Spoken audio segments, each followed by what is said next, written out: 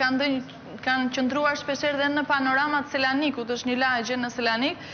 Gjithsesi ne do të përqendrohemi pak tek informacioni i fundit që sapo ka ardhur dhe që deklaron se e ka parë jo më larg se ditën e dieshme. Le ta shpresojmë këtë gjë deri në fund të emisionit vetëm për vajzat e tij.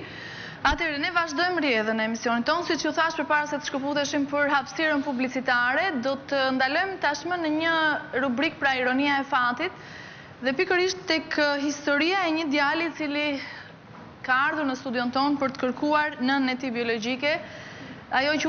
Djali quhet pra Orion Sema. Do doja të ndiqnim të gjithë historinë e tij, kush është Orioni dhe cila është historia e tij, jeta e tij, dhe kthehemi më njëherë në studio.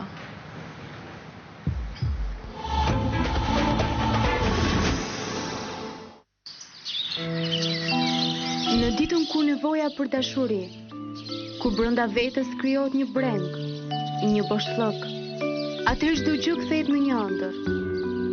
Një histori që me ironinë e saj mban larg për 32 vjet, dashurinë e nënës. Moshën 10 vjeçar, djali flisin aty, s'është fëmijë e Llazarit, Evangelisë, preka me fjalë. Fakt e kam thënë nënës time, po nëna kam pas smur me fjalë. Po ndja si huaj, si ton. Tani ndi, ja i martur, tani kam një vajzë. Aty ndjeva që është shëmëllim sëria pinim shëmës. Tani çdo nënë thash që ka lind një fëmijë që është mendon, që se s'ka zemër, po të marri telefon thash, që se të gjendet ton. Pasë do ta ndjej thash, si gjithë nënat e tjera thash. Lindur më 30 prill të vitit 1977, adoptuar në moshën 2 vjeçare nga befotrofi i Durrësit dhe rritur në një familje në Lipov Shtëfjerit. Në moshën 10 vjeçare, ai mëson papritur se prindrit që e kishin rritur nuk ishin prindrit e tij biologjik. Ndërsa rritej, kuptonte se brenda vetes kishte diçka që e bënte të ndjehej bosh, vetëm. Një jetë e vështirë, e trazuar, dhe me një mendje të zhytur në kujtime. Të kisha unë një motër ose një vëlla, që jam djalë vetëm për momentin fjalë. Do isha ndjer ngrohtë me fjalë. Do kisha vllain tim, të kisha motën time, më afronte. Në ditët që kalonin, dëshira për të zbuluar identitetin nuk rresht.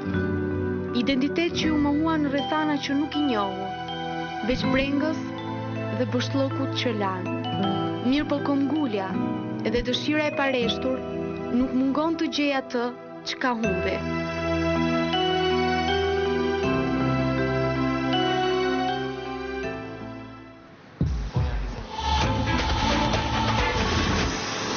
Pra të nderuar miq, kjo është historia e Orion Semës, i cili erdhi pra një javë më parë në studion ton për të kërkuar nënën e tij biologjike dhe kjo ishte historia e jetës së tij.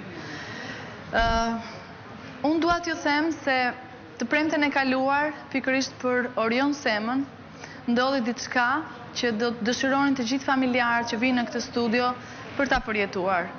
Dhe ky ka qenë dhe qëllimi kryesor dhe vazhdon të jetë i emisionit tonë. Menjëherë, ditën e nesërme, dikush telefonoi në anën tjetër. Por më mirë, le të ndjekim kronikën se çfarë ndodhi pikërisht ditën e diel në ambientet e televizionit Klan dhe pikërisht në zyrat e redaksisë të emisionit Njerëz të humbur me Orion Semën. Le ta ndjekim.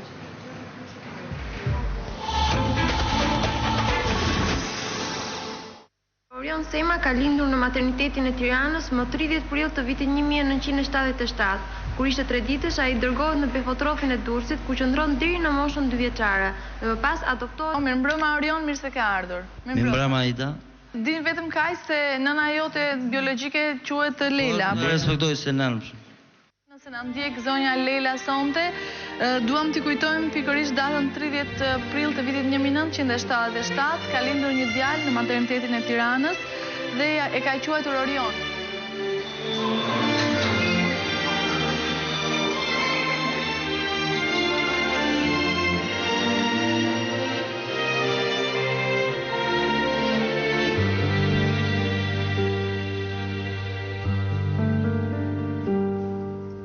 내가 그토록 원했던 사랑이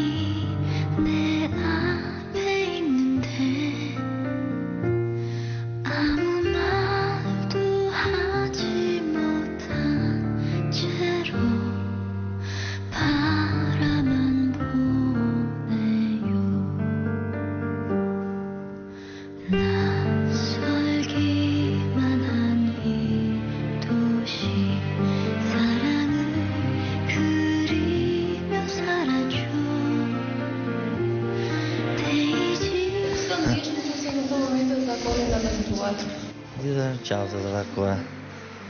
Për qafoja.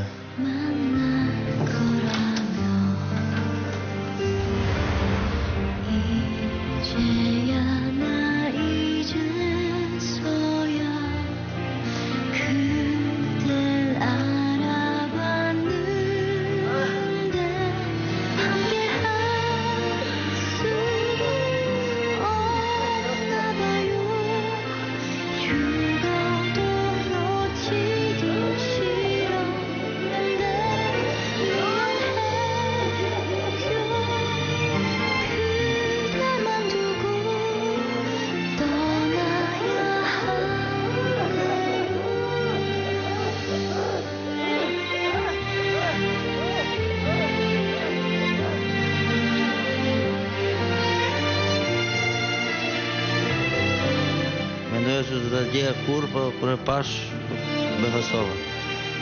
Në ndihem shumë i lumtur dhe të vdes, jam shumë i gëzuar. Mendoja se po mos të ditë dhe vdise e braktisur.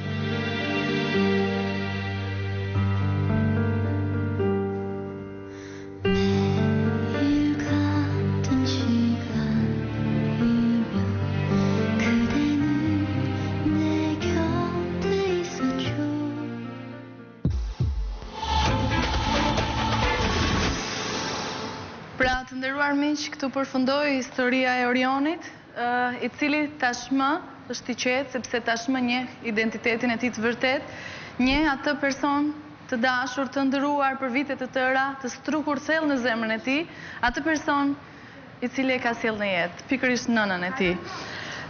Unë dua t'ju them se kanë qenë momente vërtet të vështira për stafin ton, por dua të falenderoj të gjitha ata persona të cilët kanë ndihmuar dhe kanë arritur të na drejtojnë drejt nënës së tij biologjike, e cila të paktën tashmë kanë arritur të lidhen, e ka kërkuar të rjetën e saj dhe pikërisht gjatë gjithë kohës i është thënë se djali juaj ka vdekur.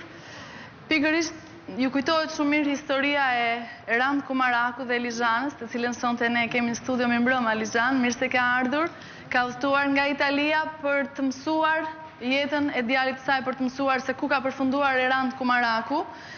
Dhe ja që vjen një moment që djali, dhe në rast në fjalë vetë Orioni, ka ardhur në studio për të kërkuar nënën e tij biologjike, nënën e cila e ka kërkuar për vite të tëra dhe më në fund, thjesht nga publikimi i fotos dhe historisë në emisionin ton, arritën që të bashkohen për 32 vjet të ndarë me njëri tjetrin nënë e birë. Unë dua t'ju them se ishte në vërtet momente jashtëzakonisht të gëzuara për neve. Stafi i emisionit është detyruar që ditën e diel të vinë në televizionin Klan për të realizuar këtë bashkim dhe për të mos ju lënë më moment dhe kohë që ata të rinë të ndarë. Shpresoj që Orioni të mos ndahet më kurrë me nënën e tij.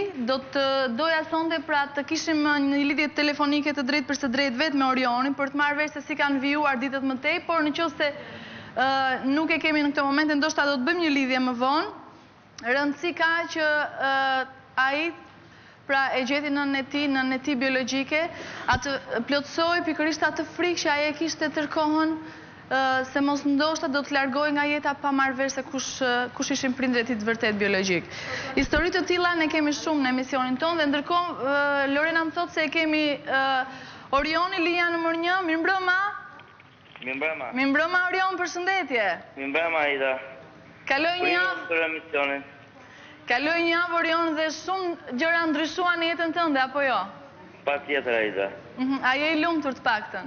Në radhë parë do të përshëndes për emisionin që beso mundur gjetjen e nënës time, dhe keni bërë një sakrifis shumë madhe për mua. Që në atë çast kam takuar nënën, tani jam shumë i lumtur. Kjo është më kryesore, Orion. Ka ndryshuar që në atë çast. Kam lindur edhe një herë. Falenderoj shumë se sa. Edhe unë të falenderoj Orion që besua tek ne. Të falenderoj dhe shpresoj që mos ndaheni më kurrë. Gjithashtu. Të përshëndes dhe ju uroj gjithë të mirat. Faleminderit shumë Aida. Natën e mirë, përshëndetje, natën e mirë. Faleminderit shumë. Pra, edhe kjo histori u mbyll, pra historia Orion Semës dhe histori të tjera presin zgjidhje. Tashmë do të kalojmë në një histori tjetër, në një rast tjetër. në një rast i cili është publikuar edhe sezonin e kaluar në emisionin ton, që një rast që ne kemi futur në rastet tona më të vështira, bëhet fjalë për historinë e Bashkim Bashës, por përpara se të hidhemi tek historia e Bashkim Bashës, do doja të